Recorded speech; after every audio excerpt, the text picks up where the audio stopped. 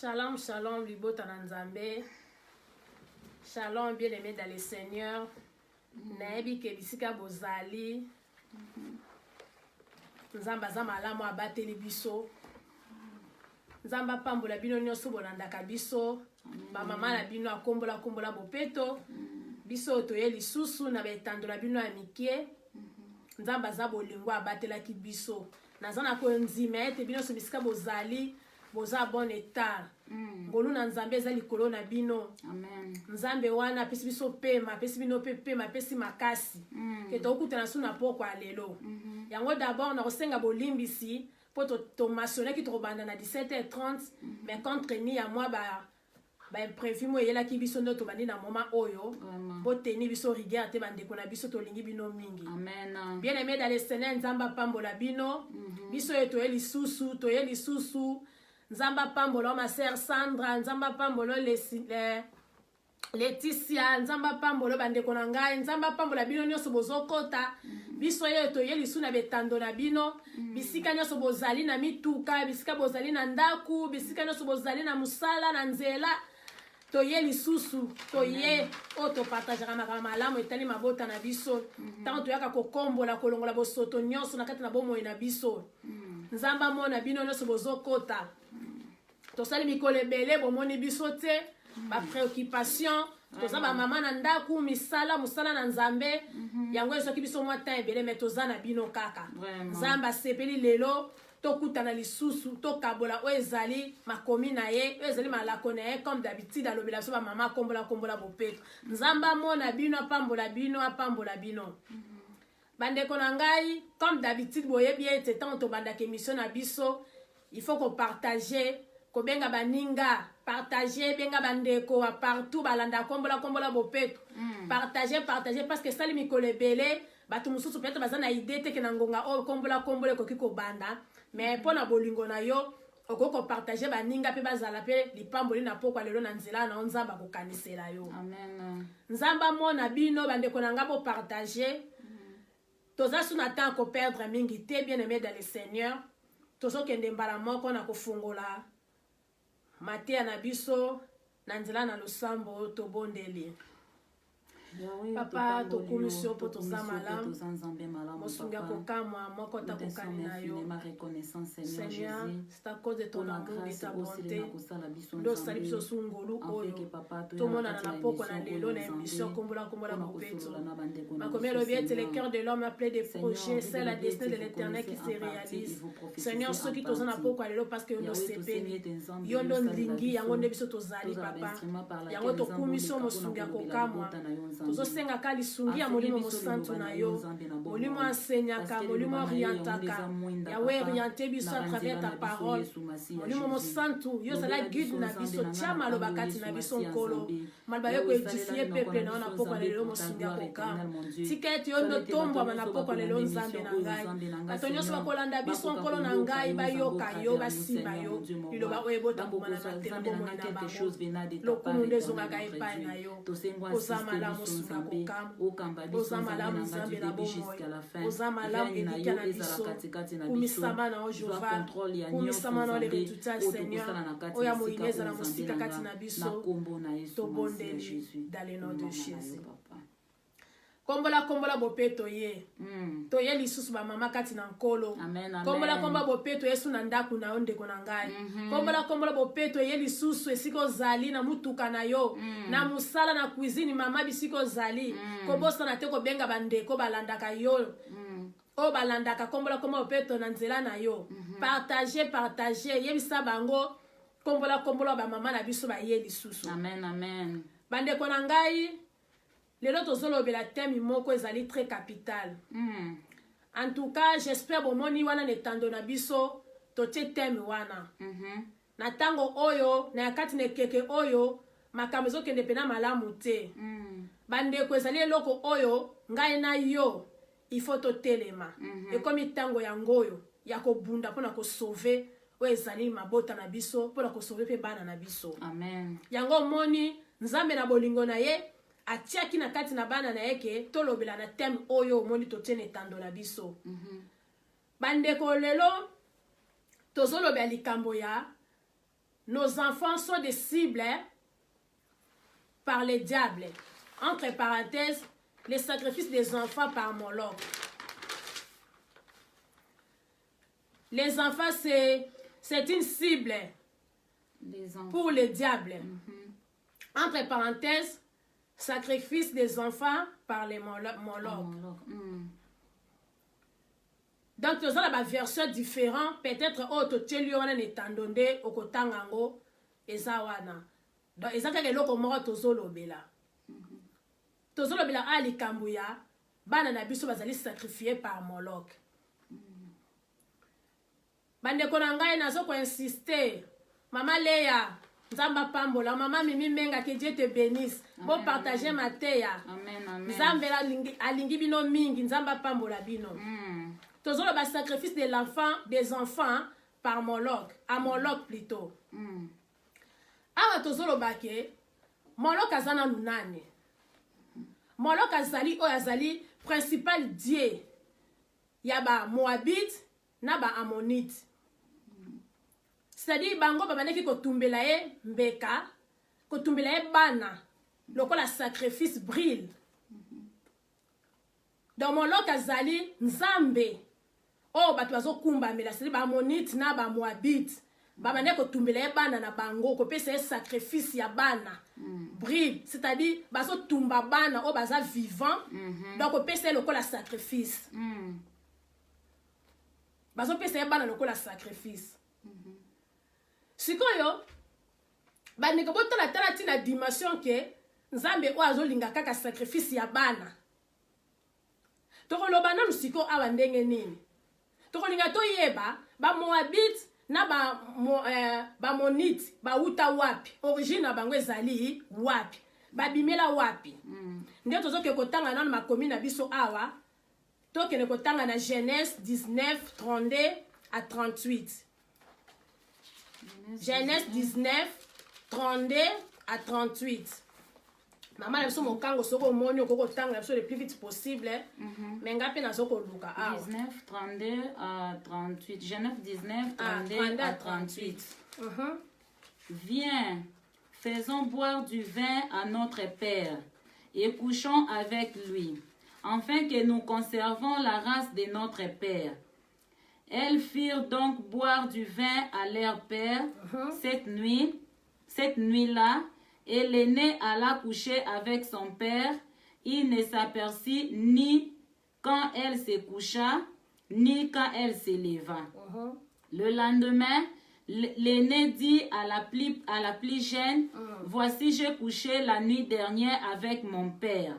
Faisons-lui boire du vin encore cette nuit et va coucher avec lui, afin que nous conservions la race de notre père. Elles firent boire du vin à leur père encore cette nuit-là, et la cadette alla coucher avec lui. Il ne s'aperçut ni quand elle se coucha, ni quand elle se leva. Les deux filles de Lot devinrent enceintes de leur père. L'aînée enfanta un fils qu'elle appela du nom de Moab. C'est le père de Moabite jusqu'en ce jour. La plus jeune enfanta aussi un fils qu'elle appela du nom de Ben-Ami. C'est le père des Ammonites jusqu'à ce jour. Amen. Bande konangai, j'espère bon moni passage wana metoko expliquer moi muke. Aba bazolo bela biso ete ba Ammonite na ba Moabite baza bato bano bazali descendants ya bana ya Lot. Donc bana wana bakinaki ko coucher na papa na bango. Ça dit bayokani ene alobi ke azwi ide. Tanga azwi ide alobi ke to coucher na papa na biso to pesa e 20 tanga kolangwa na coucher na ye po to swani to sa descendance. To bota na ye. Asalaki yango mais tanga za ko coucher na papa zoye bakutu tena era yaki na RP aso silisa. Aye ko remarquer que a comment dit aye ko proposer pe ndeko na ye. Ndeko na ye pe o ya cadette pe a fait même chose. Ba ko bota bana ozomona to banike oyo Moab na Ammonite Ben Amid. Ça dit bana na mi balé. Ça dit bangone bazali ba père ya Moab bazali ba père ya Moabite et puis Ben Amid yende ya Ammonite. donc banation na mibale bana na déjà descendance na bango bazalaki sous les malédictions parce que bake kokouche na papa na bango bien aimé dans le Seigneur omoni lelo tozomona na mokili batebele bazotambola oyebi vi na ndenge alekisi te lelo mutu lelo azomona malédiction ezolande de génération oyebi te bandeli ne ezalaki ndenge nini eza na bato ebele mpe kozala mwasi obali na ndako le mosusu akusha na papa na ye ozomona mwasi aza na ndako akushaka na noko na ye mobali oza na ye na ndako alalaka na leki na ye abota mpe voir même mais vi wana bana wana bakobima ndenge nini c'est-à-dire malédiction ezeki kati na bango mpo na nini bamona nidita papa na bango bake kokushe na papa na bango baza na se ya bamelise masanga baza na se ya malédiction sikoyo libota oyo peuple oyo bamonite na bamoabite bango nde sikoyo bakendaki kokumbamela nzambe oyo ya Moloch mpo na nini tala kaka bato baza deja na malédiction continuité na bango ezomema bango kaka na kati na libungi bano deja baza na se ya bilakeli mabe tala mpe bake kaka kokumbamela kaka nzambe oyo ya bikeko nzambe ya mutu boye Moloch azalaki deja mutu azalaki na motema mabe c'est diable lui-même Moloch ye mpo na bango azopréféré asenga bana offrande mpo na kopesa ye offrande il préféré bapeuple wana babandaki kozwa bana na bango kosakrifie pa ya Moloch mais kotumba bana na bango mbeka kopesa bana na brille c'est-à-dire bana bazopesa sacrifice mais batumbi bango oyo déposer mwana ba mwana azozika mwana azotumbama pourquoi Moloch abandaki kolingaka kosenga sacrifice ya bana pe ba briller bango mpo na nini ezeki kaka bana mike parce que ayebaki ke bana bazali lipamboli bana bazali bénédiction na kati na mwana nde vie ezali na kati na mwana nde ndenge ezalaki toza na avenir ya lobi il faut qu'on détruit avenir ya lobi il faut qu'on détruit vie ya bana parce que bana na bazali na makila oyo eza nanu propre makila nanu eza nanu frère Moloch abandaki kopréféré kosenga bapesa sacrifice ya bana de bango bamandaki kokumbamela nzambe na bango ya Moloch basacrifiaka bana na bango mpa na ye bazotumba ozomona mwana azozika mwana azoningana bien aimé dans le Seigneur lelo tozomona Moloch ezalaki baton passé na ntango ya kala bato bakumbamelaki diable bato bayaki pa ya Moloch bagumbameli ye bazosacrifie bana na bango makambo wana mpe de même ezosama na ntango oyo Satan a changé kaka version a changé ka lolenga kosalela sacrifice ya bana comme kosalama d'une manière d'une autre eza te komona make bake kotumba mwana mbeka non mais basacrifice ya bana comme balolenge ebele eza kaka même tactique mais bachange plutôt eza kaka même idée même projet mais batactique différent na place kala ezalaki babriller bana mais lelo tokomi komona makambo ebele tokomi komona makambo ebele na kati wana bandeko na ngai tokoki kotanga awa na Jérémie totanga nao na Jérémie 32 35 bien aimé dans le Seigneur kombola bopete sali mikolo ebele bandeko bazongela susu elenga kombola bopete na nzela na ondeko na ngai eske ozali partager mate abenga bandeko na telefone esika azali yebisela ba mama no bazali wana balanda biso siko bakozala beni toke na Jérémie 32 35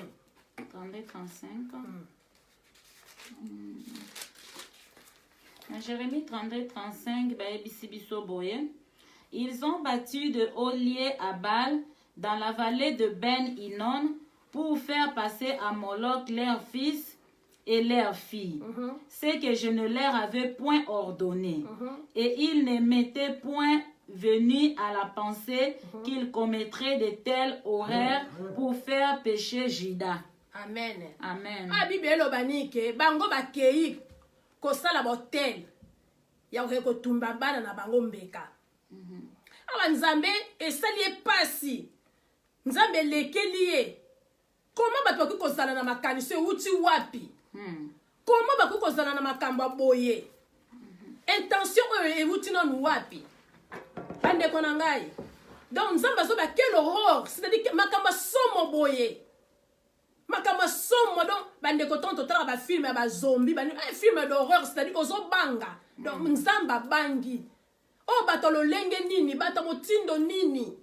soki eza kotunga nzambe na bino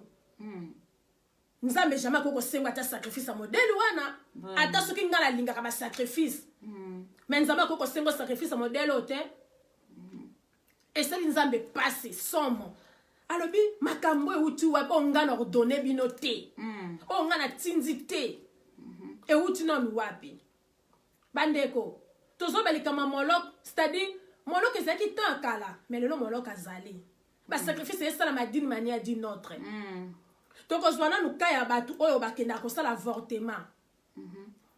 avortement oui ozo sacrifier pe mwana par molok ah oui ozo sacrifier mwana pas un diable sacrifice ezali acte ozo sala volontairement consciemment pendo ke ebe nozo luka ko boma mingi ezali ozo mona ke mutu azokelo ko sa zemi 6 mois 7 mois mais a forcé ngwe bima kuna déjà que mutu mama zo salama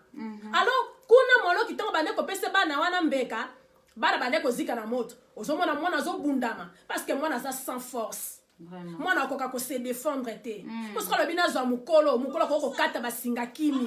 soki ba pesa nga mukolo ko ba te akolinga ko se sauver ko luka défense mais bana wana bazala ki ya mikie azo banenga osala te mwana zo bundana wala moloka zo sepela tanga zo mona zo bundana na ko zika zo bunda ye pona zo sepela et zo sala e joie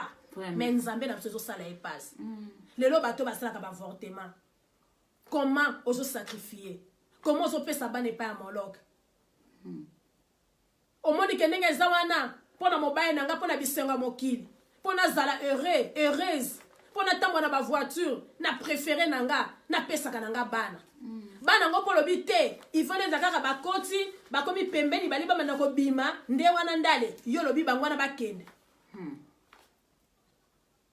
ba fausse couche zo sala eza na batu baza conscient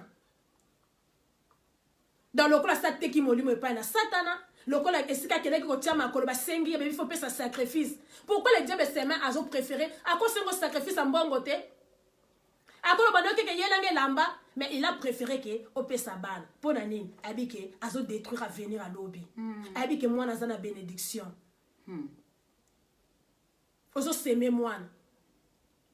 ezana batulelo bakenda ko simba bakis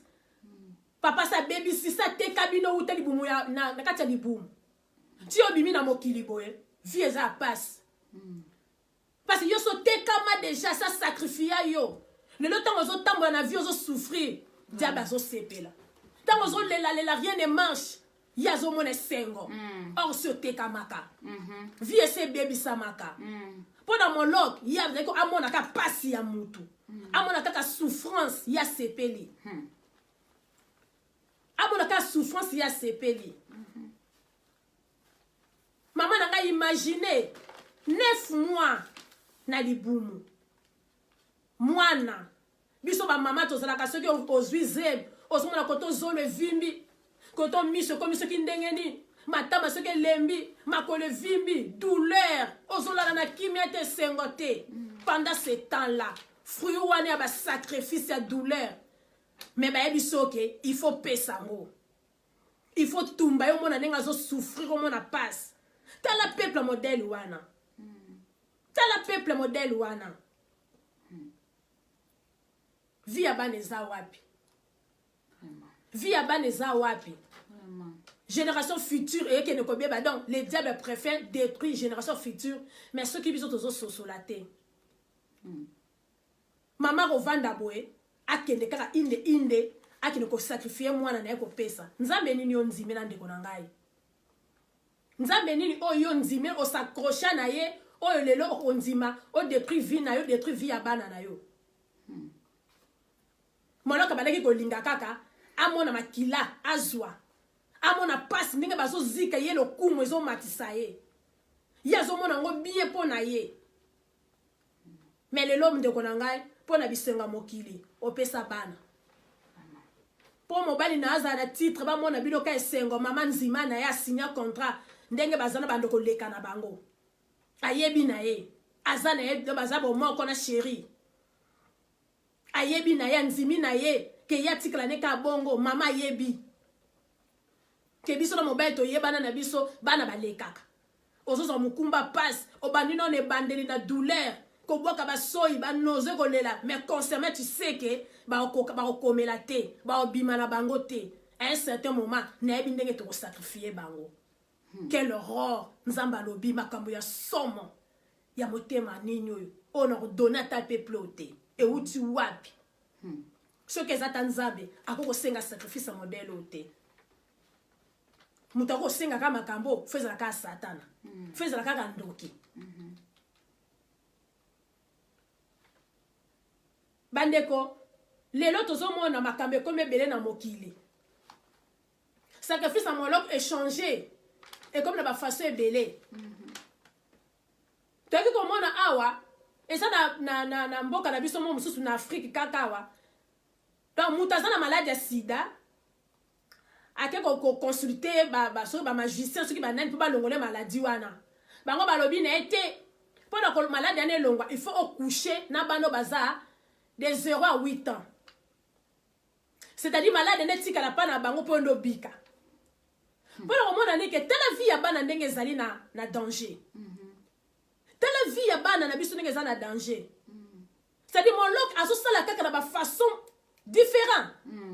lolenge bandeki kosala kosakrifie vie ya bana kala kotumba mais ces derniers temps komona basacrifice ya bana ekomi na bafaçon ebele okomona mwana aza na envie mais aza déjà sacrifié déjà badétruit vie na ye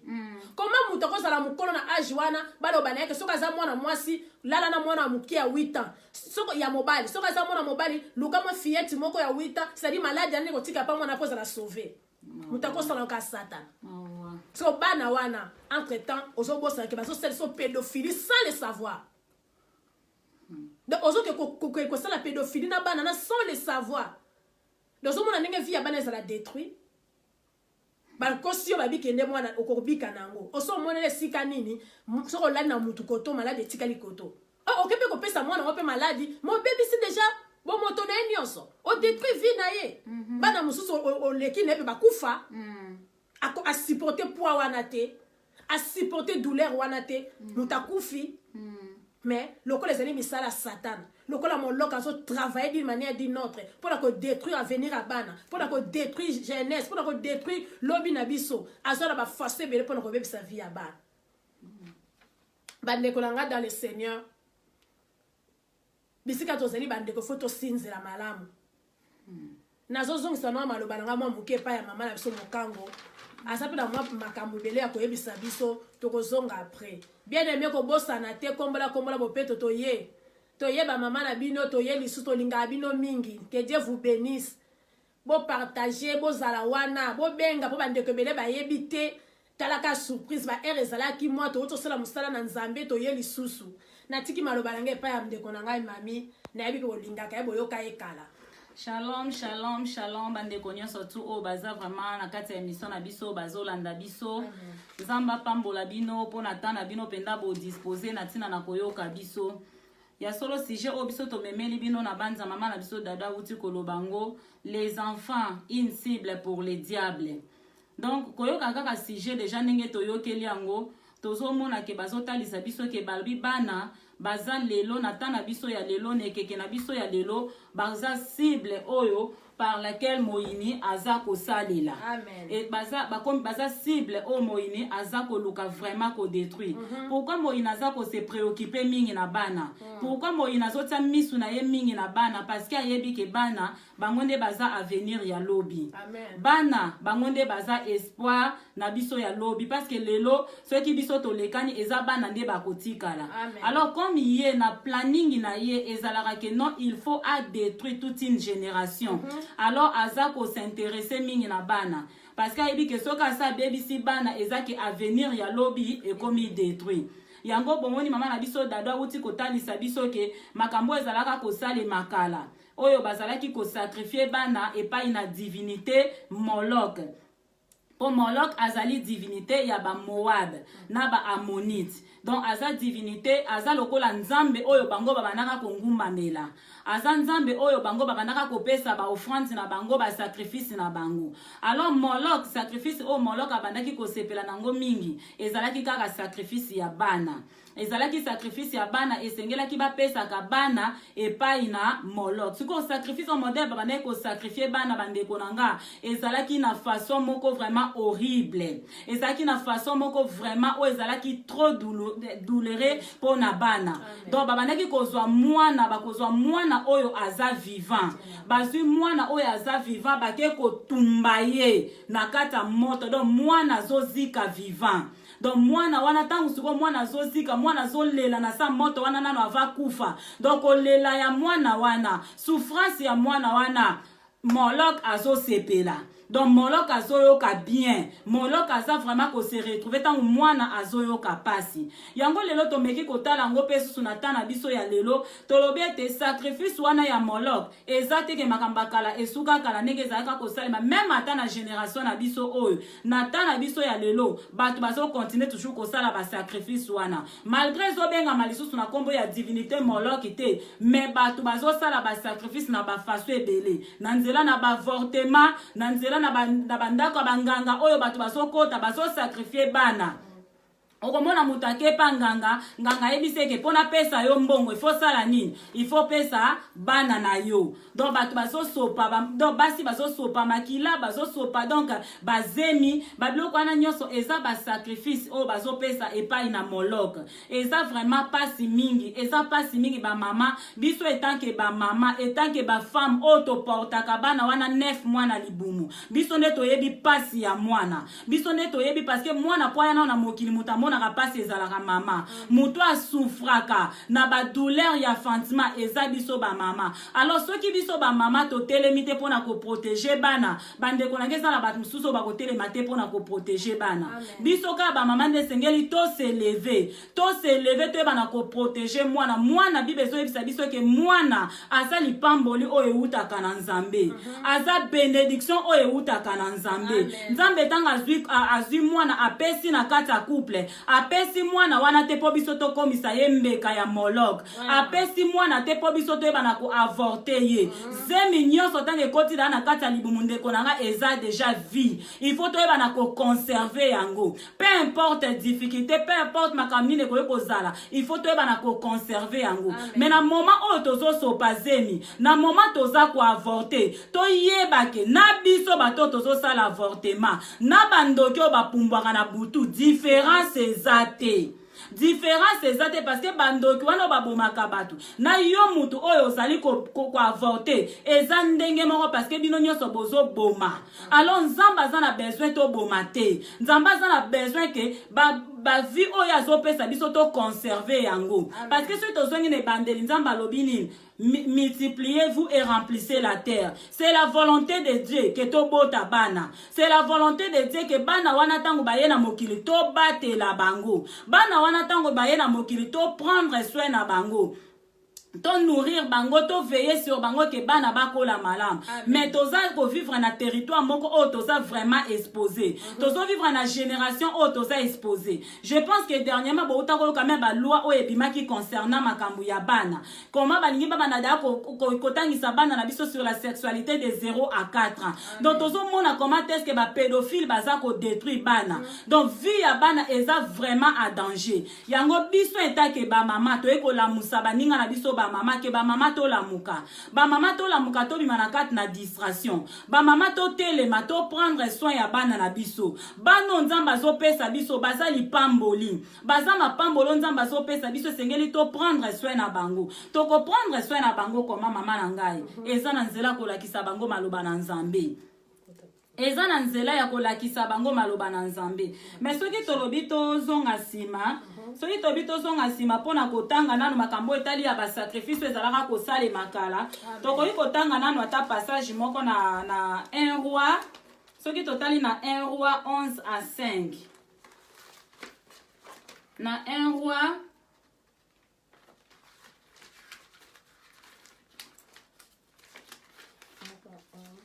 1 roi 11 Salomon alla après Astarte divinité des Sidonimes. Et après Milcom, l'abomination des Ammonites. Et Salomon fit ce qui est mal aux yeux de l'Éternel. Et il ne suivit point pleinement l'Éternel, comme David son père. Alors Salomon bâtit sur la montagne qui est en face de Jérusalem un autre lieu pour Kemosh, l'abomination de Moab. Et pour Moloch, l'abomination des fils d'Ammon. 8. Il fit aussi pour toutes ses femmes. Non, comment on a 8 te maman langa. Donc qui n'a pas souka place wana. Tozomona na 1 roi chapitre 5 à 7 kuna bazota lisabiso na bomo oyo ndeko Salomon. Bazo yebisa biso ke Salomon comment est-ce que motema ya Salomon ekomaki corrompu. Comment est-ce que Salomon motema na ye ekomaki incliné dans Nzambe ya basi na ye. Parce que biso nyoso toyebi ke Salomon abalaki basi ebele, abalaki même na ba étranger. Et loko o ezalaki interdit pour na peuple ya Israël. Nzambe alingaki peuple Israël etambola na lolenge o yaza kolakisa. Mais tomoni ke peuple ya nani Salomon pardon ayebaki na kokende kobala basi ebele ya ba étranger. Tanga ke kobala basi ebele ya ba étranger na basi wana o yakendaki kobala basi wana bango babandaki bazalaki na banzambe na bango. Bango bazalaki kongumamela banzambe na bango. Bazalaka ko adorer banzambe na bango. Mais Salomon lokola yakendaki libala na bango soko tangi be bakoloba ke non balobi ke Salomon fit ce qui est mal aux yeux de l'Éternel. Ce qui pardon, on a 5. Salomon alla après Astarté, divinité des Sidoniens, et après Milcom, l'abomination des Ammonites. Et Salomon fit ce qui est mal aux yeux de l'Éternel, et il ne suivit point pleinement l'Éternel comme David son père. Amen. Alors Salomon bâtit sur la montagne qui est en face de Jérusalem un haut lieu pour Kemosh, l'abomination de Moab, et pour Moloch, l'abomination des fils d'Ammon. Et il fit ainsi pour toutes ces femmes étrangères qui offrant de parfums et de sacrifices à leur Dieu. Donc tomoni ke motema na Salomon eyaki kokoma corrompu. Bande konanga Nzambe tanga sope kisaka biso likambo tozwaka ngo à la légèreté. Nzambe asa Nzambe o ayebaka déjà à venir. Ayebaka déjà makambo ekoya lobilo tanga ke biso na likambo moko boy. Kolinga kosala makambo te comme si qui connaît tout. Neti mutu moko o ayebi mingi. Nzambe tanga pekisaki bango babala ba étrangère te parce que ayebi. Ke na kati na libala aussi longtemps vanda na mwasi moko nyoso loba makambo na lito inayo nyoso loba makambo na lito le loko yiko telemela ye loboko yiko telemela ye me mona lobi okuna ti okoya ko céder ozomona okokasu ko telemela ye to lukas ko o satisfaire o eza posa motema na ye Nzamba pekisa bango babala ba étranger parce que ayebaki ke bango ba étranger wana bazana banzambe na bango o bangumba melaka bazana banzambe na bango o badoraka mais tangu yo sali libala na ndeko ya modèle wana ata lelo yo ndimite me suka okoya konzima. Alors Salomon lokola yakendaki kobala na ba étranger e bandeli azalaki na ye ko kipete e bandela zaki ko continuer ko adoraka toujours Nzambe na ye o papa na ye alakisaka ye papa na ye David abandaki ko sambela toujours Nzambe ya papa na ye. Mais yaki kokoma na temps moko balobi ke na ba vieillesse na ye tanga koma ko nuna balobi ke le cœur de Salomon est komaki incliné et s'inclinaki vers banzambe ya basi na ye. Donc akamataki akenaki kotonga hôtel pona Nzambe ya Moloch. Donc asali hôtel alors basi na ye wana bakomaki siko kokenda kopesa ba sacrifice na ye moko elongo bango. Donc tozomona comment est-ce que motema na ye ekomaki corrompu. Or que Nzamba zoboya toyeba na kosala makambo o eza contraire na volonté na ye. Yango mama yo oyo sala ka ba avortement, sache-le que Dieu est contre l'avortement. Nzamba lingi avortement te. Yo oyo ke na ko consulter ba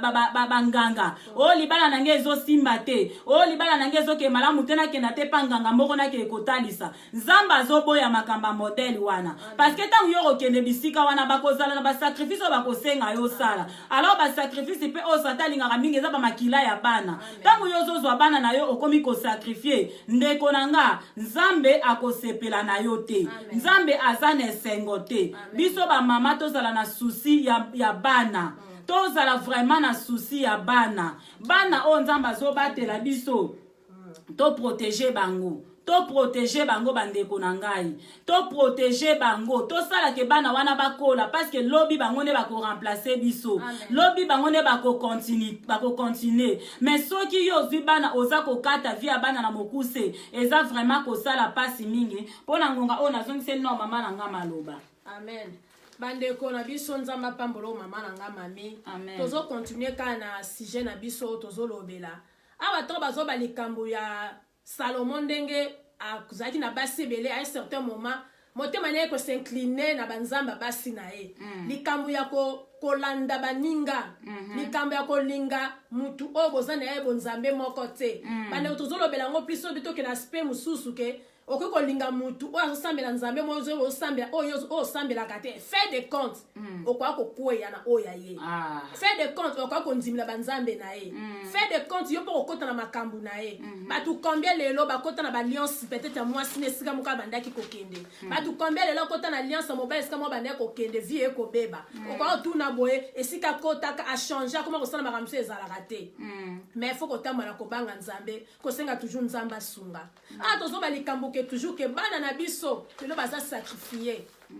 molok ndenge za se Satan ye moko Satan azoluka vie ya bana pona nini parce yebi ke bana nde bazali pamboli bana bazali venir à lobby bana nde bazali nde bakosala nation vie e bandaka na France mama na nga lelo ndenge yo na nga tozali to bandaka mikie lokola vie na biso qui protéger ne biso to comme mikolo mais ceux qui tozaki détruire dès le bas âge ceux qui tozaki sacrifier to ba bomaka biso nde lelo yebi mama da dute ndo yebi pe mami na nga mokango te ndenga pe na yebi yo tozolanda nga la pokwa na lelo mais lokola nzamba protéger ki biso baboti na biso babatela ki biso nde lelo tozali Satan akoluka koninga ko détruire bana parce que zomona avenir lobi ezali bande ko lelo tozomona ba loi ebimi awa tozomona lelo awa batu ba mama ba leli ke bana de 0 à 4 ans bala sa bana ndenge ya ko se masturber bala sa bana ndenge ya ko ka sentiment sexuel ozomona ke moloka zo na ba forme belé pour ko détruire bana biso to mona kati ke to zela to mona vraiment ba tie mona na mbeka okotika la ko mona ngote atango bakenda ka pa banganga kotika te ko ka kenganga bi na ke tia mona na moto pa ko ka somo mais poye ba poso ka bi na ke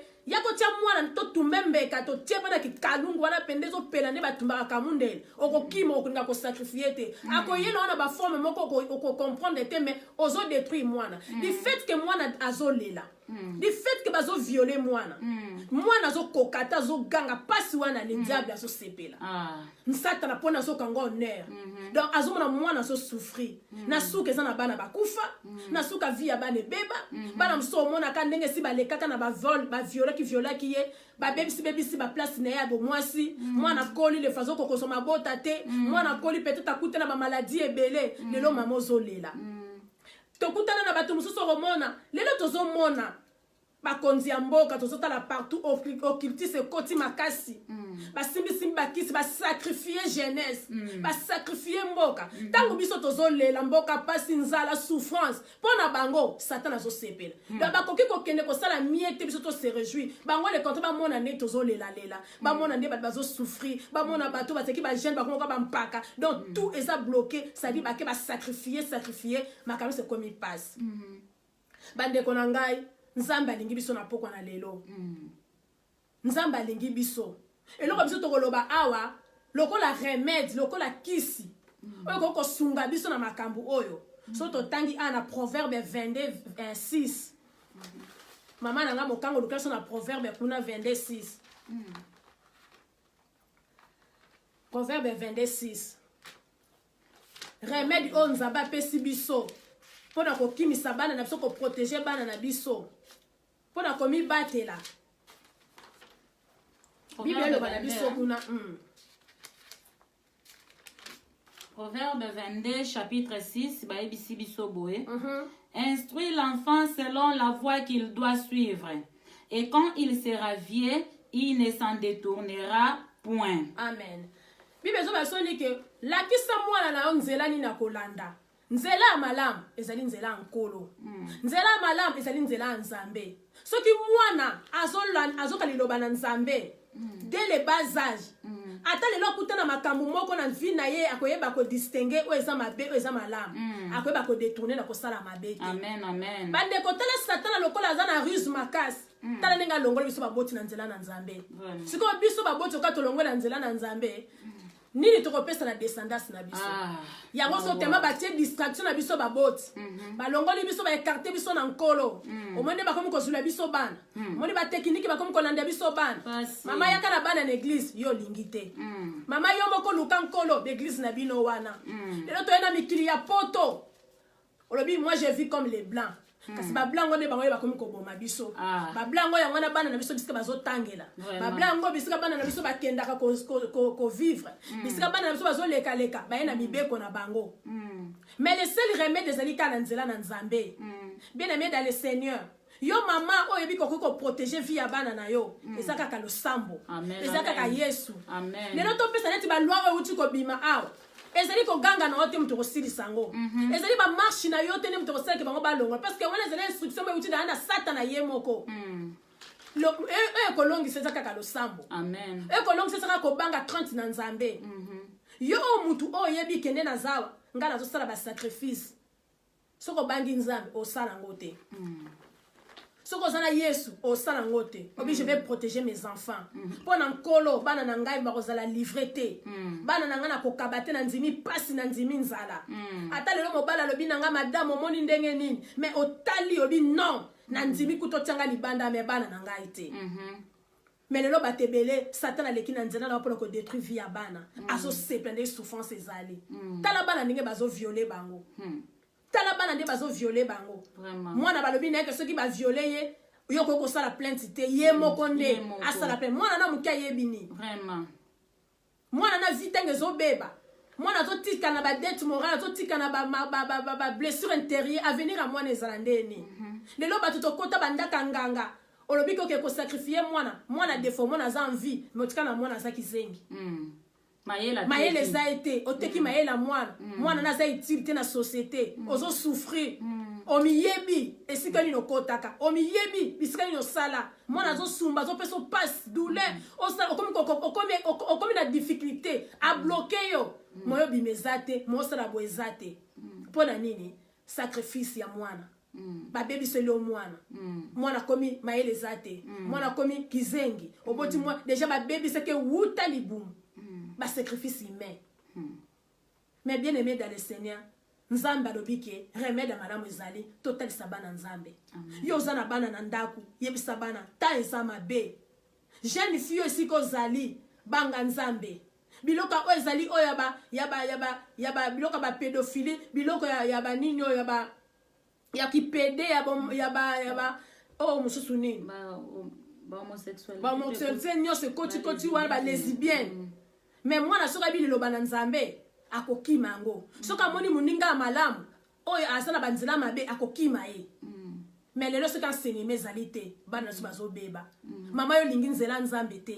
mama olobi nga na eglise nakokende te mutu azala kaka informé soki aza enseigné soki aza enseigné nakoyebako mais soki oza enseigné te eza difficile makambo ekobanda kokomela ozoyeba esika ezokoma te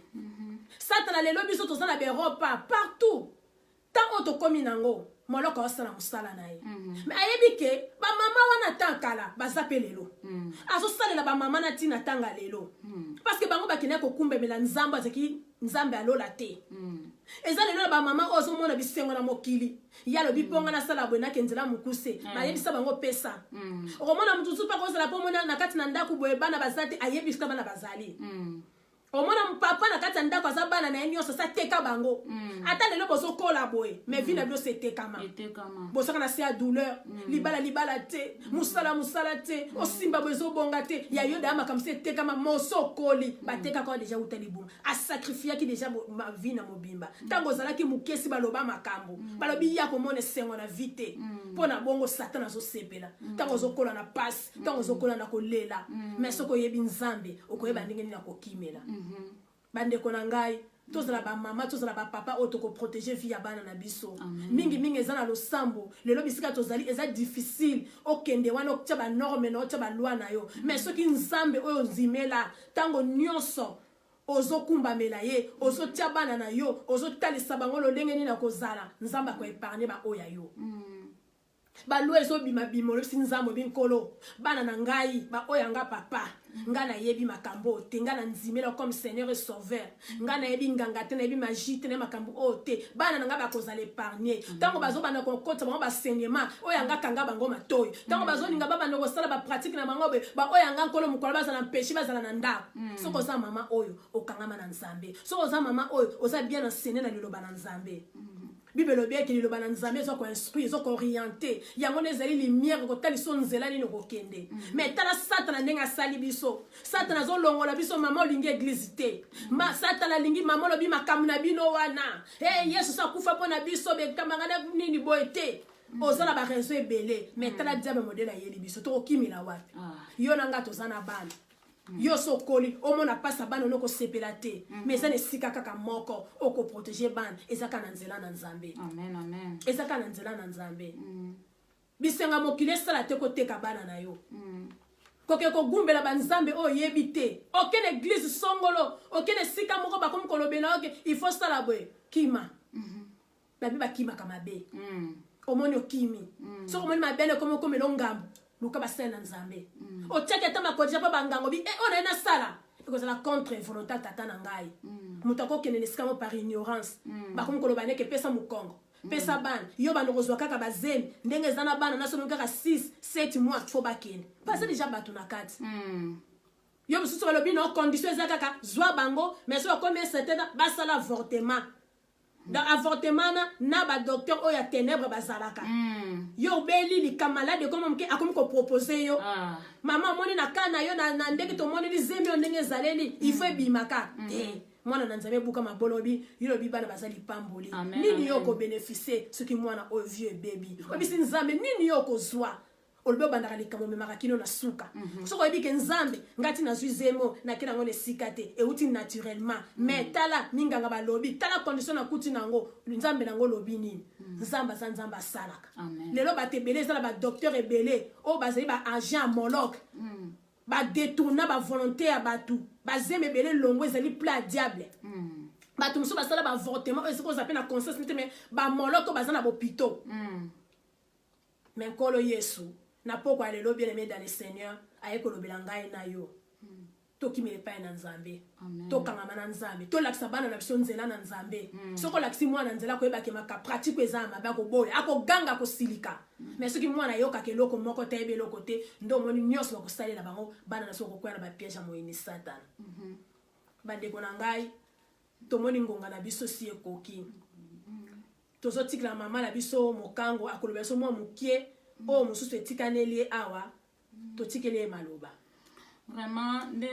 nzamba pambola bino ba mama na ngai ba mama na Yesu ba mama bozolanda biso vraiment eza juste toyeka pona kopesa mwa coup de pouce moko boye c'est vrai que toyebi na biso mobimba te mais avec le peu que nous connaissons toye vraiment pona tokoka na ko partager ba mama toyeba na kotelema biso batu tomemaka 9 mois biso nde tomonaka pasi na tango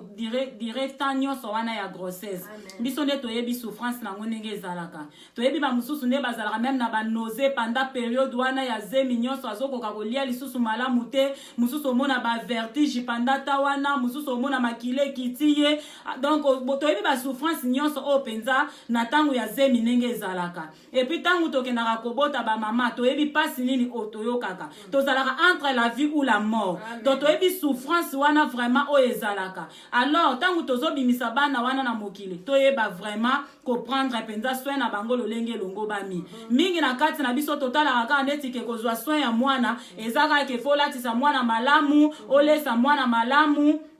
osala makamu nyonso tu malamu ok andeo ya kolesa mwana andeo ya kolatisa mwana andeo ya kokotisa mwana bekola malamu ke mwana tanga andeo na yango ba mama toza pe susu na responsabilité ya makasi ya koenseigner bana na biso liloba na nzambe to uti kotanga na passage o mama dada uti na kopesa biso balobi nini to instruire bana na biso na nzela ni o esengeli balanda donc na nsima ya kopesa nyonso to kopesa parce que ça na moboti moko te oyo ke no parent abotaka mwana na ye po mwana lobi azala bandi eza na moboti moko ta abotaka mwana lobi po mwana azala voyou donc moboti nyonso tu ya malamu aswetaka toujours le meilleur po na mwana na ye moboti nyonso tu ya malamu aswetaka toujours makamba bien ke ndenge na boti mwana na nga oyo nalingi mwana na nga lobi azala mutu mais okomona malgré basouet yango oyo baboti ebele basalaka oyo bazalaka nango ke bana bango bareusir ezalaka bana nyonso tu te nde bareusisaka pourquoi ezalaka bana nyonso tu te nde bareusisaka parce que eza na baparent mosusu okoki kozala na souet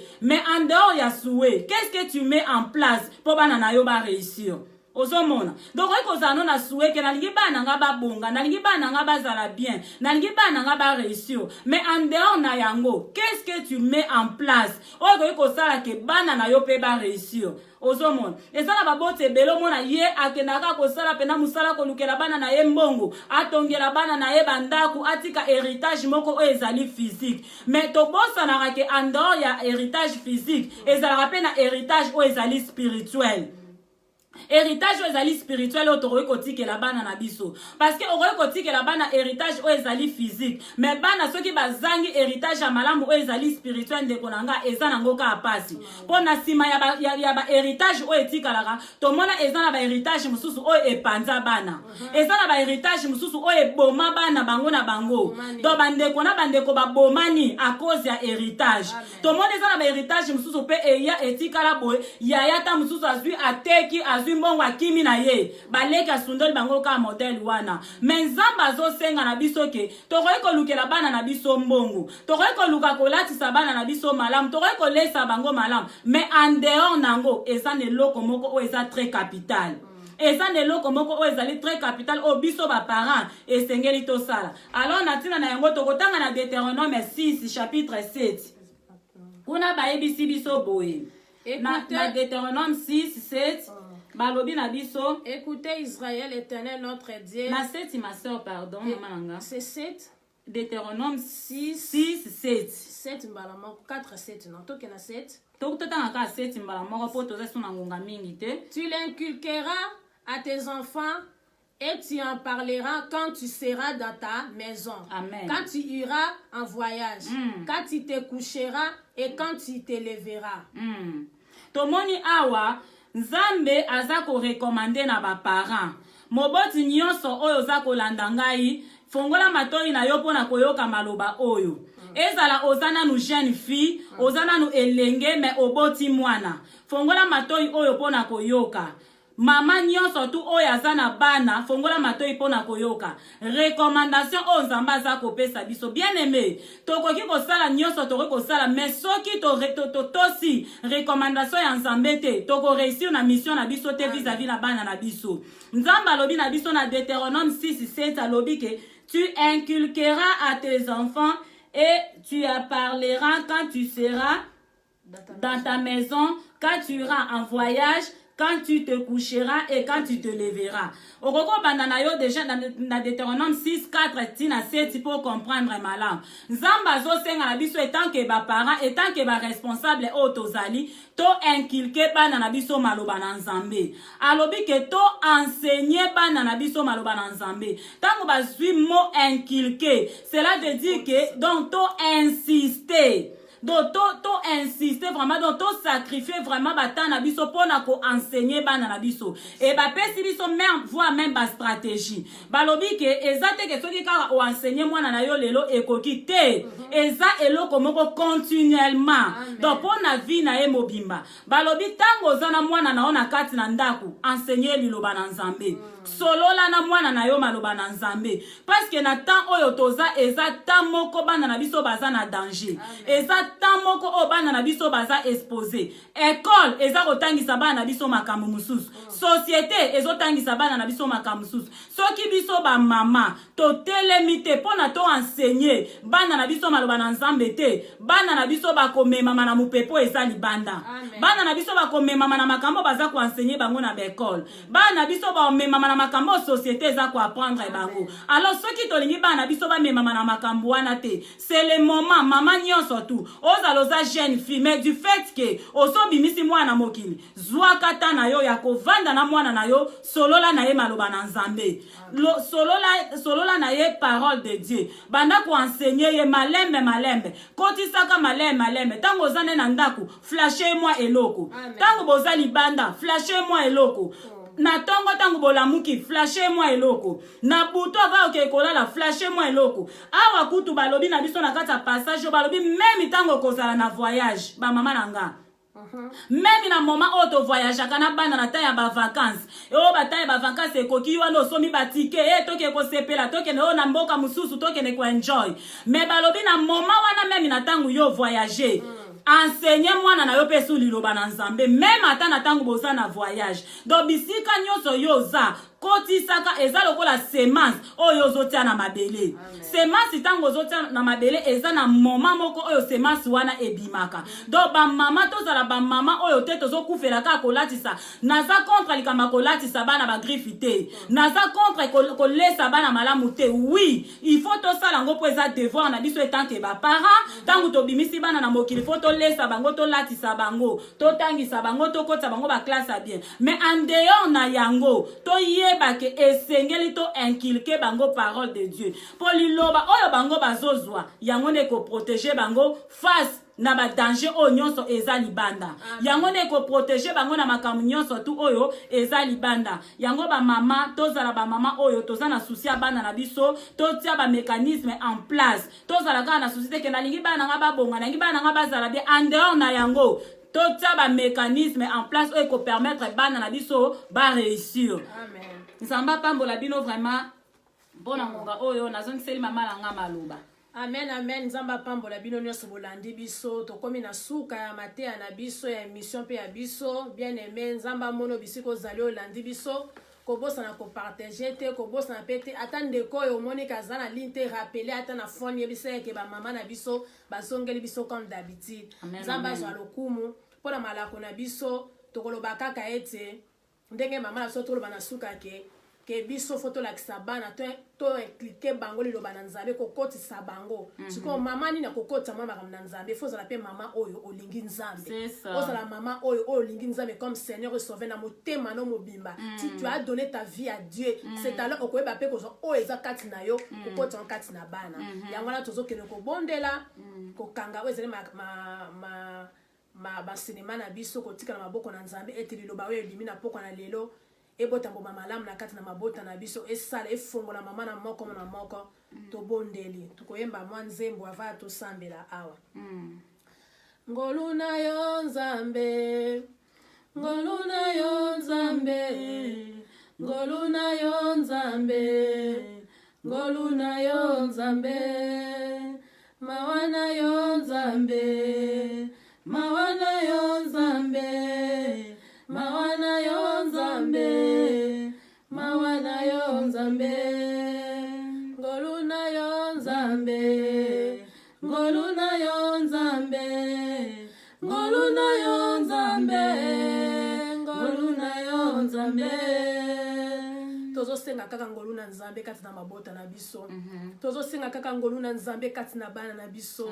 tozosenga kaka ngoluna nzambe na génération future o monguna telemi moloka telemi na ba façon ebela ko détruire o ezali jeunesse ko détruire bana na biso nzamba sunga biso asala biso ngolu ya koyeba ko protéger mabota ya ko pesa biso mayele lolenge nini ya koyeba ko batela o ezali bénédiction nzamba pesa biso lokola bana to bonde na kombo na Yesu nzambe na mawa nzambe na mokolo kaka mawa na Yesu moyenge bene nzambe kola samaloba oto na kokola lelo Yesu sunga biso fongo na biso miso na molimo fongo na biso attendement spirituel Seigneur ya ko comprendre liloba oyo ya ko mettre en pratique dès maintenant ba boto balandi biso nkolo bayeba lolenge nini ya kotambola liboso na yo lolenge nini ya koyeba koenseigner koyeba nini ya koprotéger bana Seigneur toyebi ke ka epai na yo lelo ezali kaka pene na yo nde protection ezali Seigneur yango toyebani kobela kaka ngolu mpe mawa na yo nkolo na ngai biso tobungaki bamama balongwaki pele na yo bazalaki mosika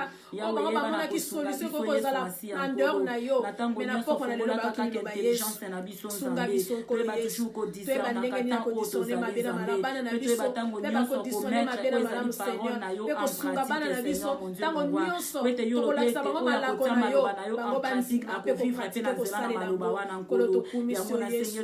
tonetolo na poko lelo nzambe na mawa komisama na papa molimo mosantu ntango nyonso azala wana lokola lisungi molimo mosantu ntango nyonso azala lokola maître yesu molimo mosantu likolo na bana na biso azala lokola protecteur seigneur bisika nyonso bakozala na kelasi bisika nyonso bakozala yesu bisika nyonso bakolanda papa na kati na société nkolo yawe yebaka koepargne génération parce que wana ezali nkolo lipamboli opesi biso netola bana netola bana mosunga kokamba oza malamu nkolo oza bolingo topamboli mpona moma kitoko ozalaki na biso kumisama na wa Shadrach oza malamu halleluya. Ao, amen amen bien aimé nzamba pambola bino nyonso bolandaki biso nzamba amona bino tolingi bino mingi bamama na ngai bisika bozali tokomi na suka nzamba pambola yo tokumisi nzamba apesi biso ta malamu la vie continue nzamba pambola yo Martha Nzamba pambola mama Joquebert, vraiment Nzamba pambola mama Sandra, Nzamba pambola yo mama Soraya Ali, Nzamba vraiment apambola bino, à la prochaine.